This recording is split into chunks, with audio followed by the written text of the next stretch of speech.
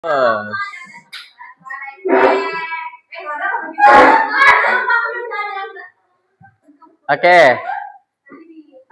Queen, Mutia, semuanya, tangan Nusa dada.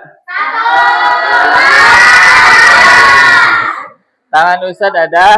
Iya. Atau fokus, Celes. Oke, ada sebuah nyanyian yang singkat, mungkin lucu tapi bermakna. Bunyinya gini. Ada yang tahu lagu Aku Mau ke Mekah? Oke, bareng-bareng. 1, 2, 3. Aku mau ke Mekah, berkeliling-keliling Ka'bah sambil baca talbiyah dan wukuf di Arafah, lalu melempar jumrah. Allahu Akbar, sa'i dari Safa ke Marwah. Lanjutannya Allah Maha Penyayang, sayangnya tak terbilang. Allah Maha Pengasih, tak pernah pilih kasih. Allah yang Maha Tahu, tanpa diberitahu. Allah, la ilaha illallah. Tadi lagunya Allah Maha Penyayang, sayangnya tak terbilang. Allahnya Maha Penyayang kepada kita, menyayangi kita. Kalau kita hitung nikmat yang Allah berikan kepada kita, tidak akan pernah bisa kita hitung. Berapa kali dalam sehari kita bernapas, tapi Allah tidak meminta bayaran kepada kita. Allah Maha Pengasih, tak pernah pilih kasih. Mau itu orang yang banyak dosa, mau yang jelek, mau yang ganteng, mau yang kaya, semuanya Allah berikan rizki. Allah yang Maha Tahu, tanpa diberitahu. Oke, Allah Maha Tahu apa yang kita inginkan. Makanya kita dianjurkan oleh Allah untuk berdoa. Ud'uni astajib lakum. Berdoalah kepadaku, niscaya aku akan kabulkan permohonanmu. Oke, itu prolog supaya teman-teman fokus lagi. Rodiah, Dikta, Muti, susunya boleh disimpan dulu. Fokus ke depan, nanti apalagi ketika saat presentasi. Oke, tadi kita sudah membahas di jam pertama terkait teori masuknya Islam ke Indonesia. Yang dikemukakan dalam buku yang teman-teman pegang ada berapa teori? 4. 1, Arab. 2, India. 5. Oke.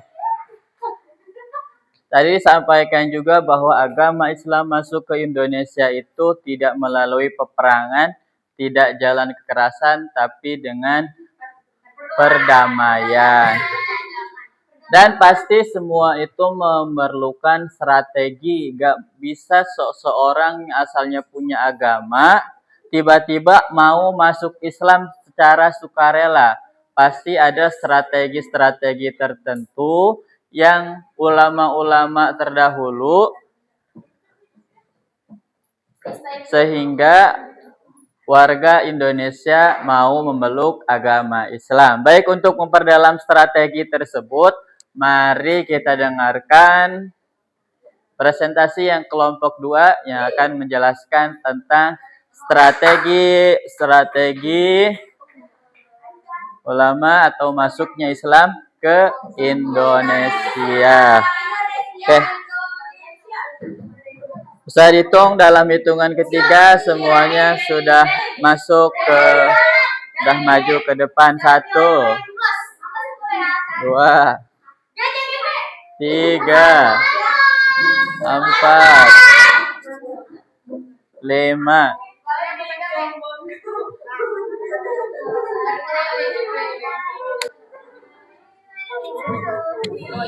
Belum kan? Udah. Berisik. Lu yang ngomong ya. Mulai. Assalamualaikum warahmatullahi wabarakatuh. Waalaikumsalam warahmatullahi wabarakatuh. Kami dari kelompok 2 mau mempresentasikan strategi dakwah ulama Nusantara. Di sini anggotanya ada aku, Celesta, aku Mutia, aku Alia. Udah, pokoknya ada Gina juga, ada Fatia, ada Aisyah sama Hasna. Lanjut nih. Sama Pianya lagi sakit, doakan teman-teman. Yang pertama siapa? Segitu, serunya. ada 2. Itu yang pakai itu. Oh iya.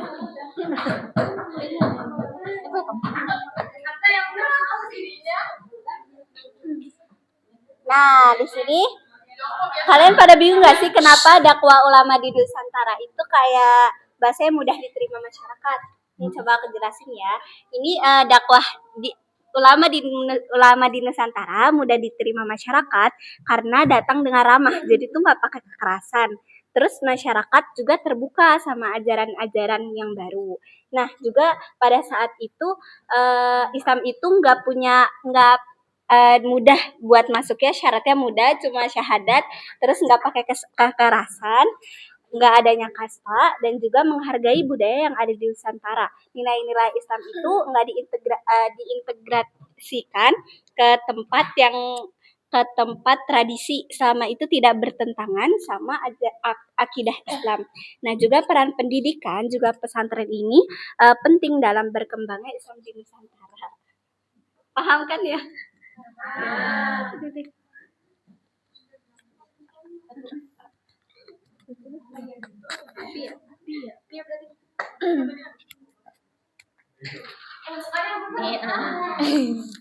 Yang ke-1, 2 ada strategi dakwah. Bagian A, perdagangan. Strategi dakwah melalui perdagangan dilakukan oleh para ulama dan pedagang muslim dengan cara menunjukkan akhlak Islam dan aktivitas jual beli. Para pedagang muslim berdagang secara jujur, adil, amanah, tidak menipu, dan ramah kepada pembeli. Sikap ini membuat masyarakat tertarik dan percaya sehingga secara perlahan mereka mengenal dan menerima ajaran Islam. Selain berdagang, para pedagang juga berinteraksi langsung dengan masyarakat, memperkenalkan nilai-nilai Islam seperti kejujuran, tolong-menolong, dan kesederhanaan tanpa paksaan. Dakwah dilakukan secara halus dan damai sehingga Islam mudah diterima oleh masyarakat Nusantara. Strategi dakwah B, perkawinan. Strategi dakwah melalui perkawinan dilakukan dengan cara para ulama, saudagar, atau pendakwah muslim menikah dengan penduduk lokal. Dari perkawinan ini terjadi proses akulturasi budaya dan agama secara alami di dalam keluarga. Pasangan dan keluarga besarnya perlahan mengenal ajaran Islam melalui contoh sikap, akhlak, dan praktik ibadah sehari-hari, bukan dengan paksaan. Melalui perkawinan, Islam menyebar dengan cara damai, membangun hubungan sosial yang kuat, serta mempercepat penerimaan Islam di masyarakat karena adanya ikatan kekeluargaan dan kepercayaan. Anak-anak hasil perkawinan tersebut kemudian menjadi generasi penerus yang memperluas penyebaran Islam di Nusantara.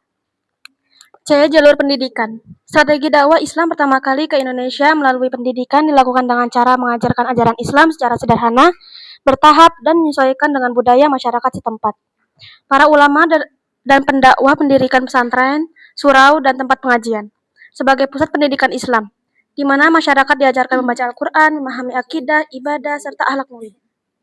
Dakwah juga dilakukan melalui keteladanan guru dan ulama, sehingga ajaran Islam mudah diterima sehingga dipraktikkan langsung dalam kehidupan sehari-hari. Dalam metode pendidikan ini, Islam menyebar secara damai tanpa paksaan dan membentuk pemahaman serta keimanan masyarakat secara mendalam dan berkelanjutan. Seni dan budaya. Strategi dakwah melalui seni dan budaya dilakukan oleh para ulama Nusantara dengan cara menggunakan kesenian dan tradisi lokal sebagai media penyimpanan ajaran Islam, sehingga Islam mudah diterima tanpa menghilangkan identitas budaya masyarakat setempat.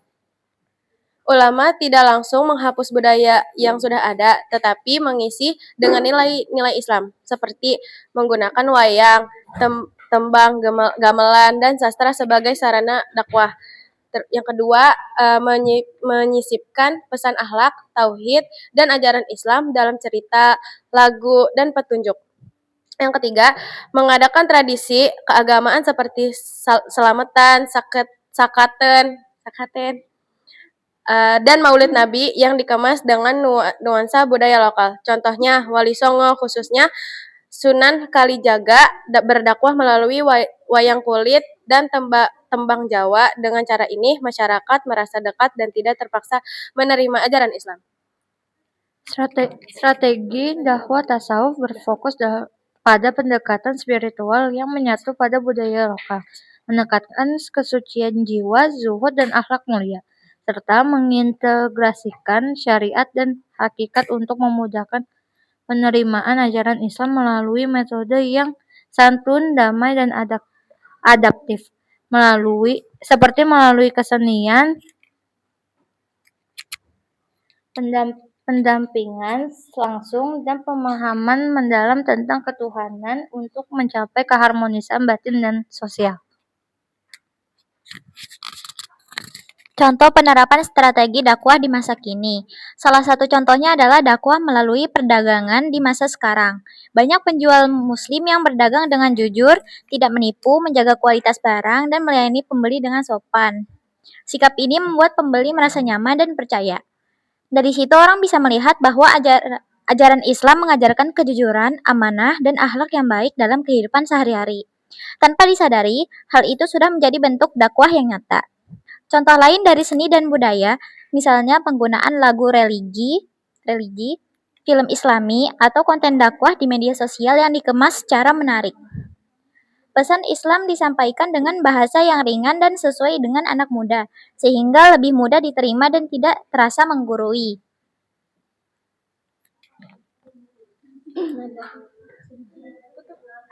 Sekian dari kami, kurang lebihnya mohon maaf. Wassalamualaikum warahmatullahi wabarakatuh.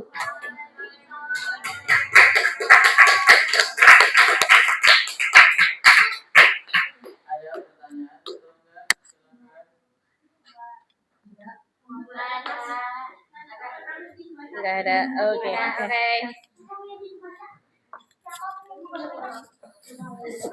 Di depan ada.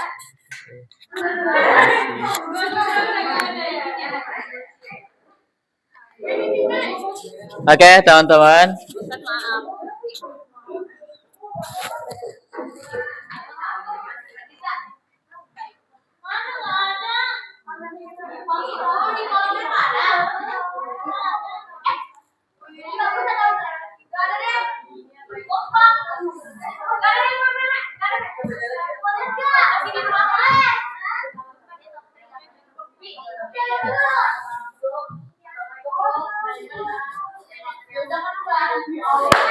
Oke, teman-teman. Alhamdulillah presentasi dari kelompok 2 sudah selesai. Sebelumnya kita berikan tepuk tangan lagi untuk kelompok 2. Dikta. Tadi kelompok 2 menjelaskan tentang apa, Dikta? Jangan dikasih tahu, Muti. Ayo, Dikta.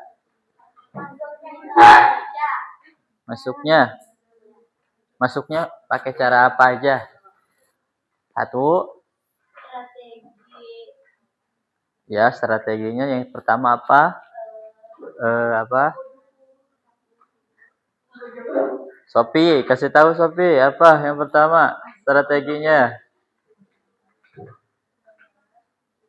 Jangan dikasih tahu.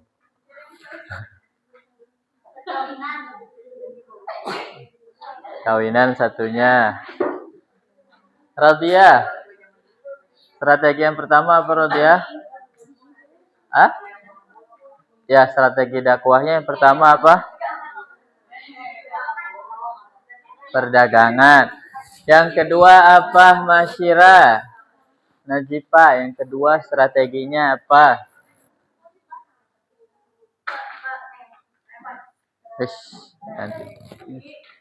Yang kedua apa?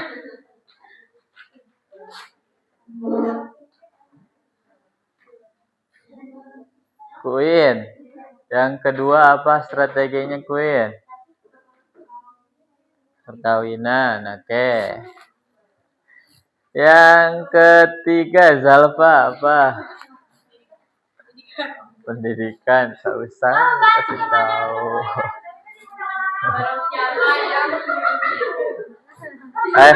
Yang keempat, Putri bukan? Sepi ya Sepi. Putri yang mana? Oh itu. Sepi. Yang keempat apa? Strateginya?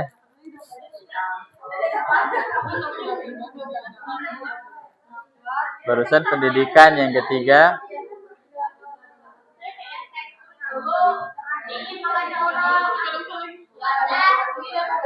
seni dan budaya. Yang terakhir, yang nomor 5. Nadia apa? Yang terakhir apa strateginya? Tasawuf.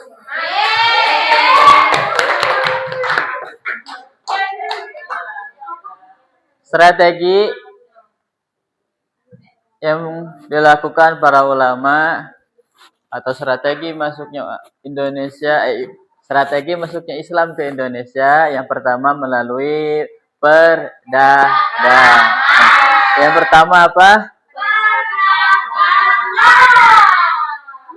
Seperti Rasulullah Shallallahu Alaihi Wasallam, ketika Rasulullah berdagang, kemudian beliau jujur dalam dagangannya, yang barangnya jelek dibilangin jelek, ini nih barangnya, ini yang kurang bagus, ada robek di sini, harganya segini. Kemudian kalau memang lagi barangnya yang kurang bagus, jelasin, yang bagus jelasin, harganya segini dari saya, silakan boleh disesuaikan Tuan mau berikan lebihnya berapa. Jadi ketika berdagang dengan jujur, kemudian orang lain merasa tertarik, maka orang yang lain itu akan penasaran apa sih yang membuat orang tersebut bisa jujur, pelayannya dengan baik, agama Islam. Nah, mulailah tertarik. Kemudian yang kedua adalah perkawinan. Jadi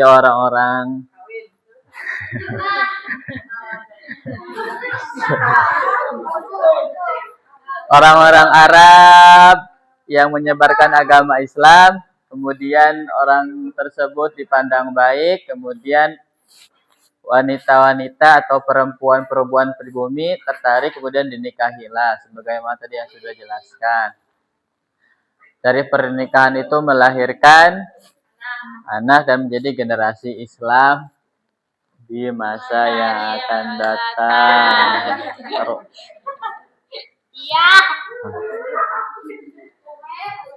Kemudian yang ketiga apa, Humay? Yang ketiga apa, May? Udah, perkawinan, May. Yang ketiga apa? Itu yang kedua perkawinan mah. Pendidikan. Oke, pendidikan ya. Itulah utamanya. Jadi para wali mendirikan pesantren-pesantren untuk mendidik anak-anak pribumi supaya memiliki ilmu yang kuat tentang agama Islam. Kemudian yang keempat itu seni dan budaya. Ya, ada wayang kulit yang ceritanya disisipkan nilai-nilai keislaman sehingga orang-orang tertarik. Kemudian yang terakhir adalah tasawuf. Nah, Ustaz tanya nih tasawuf. Itu mah tawaf.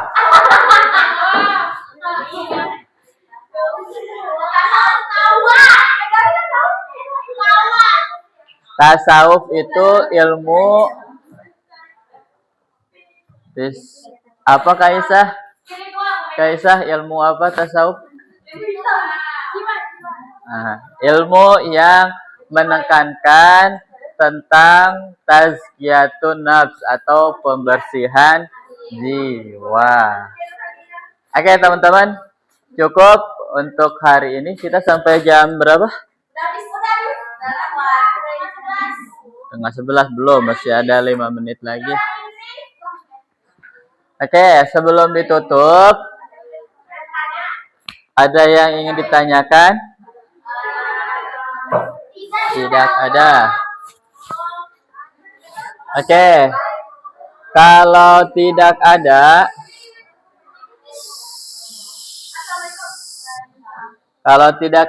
pertemuan berikutnya Ustaz harapkan gak ada lagi yang kayak Humay.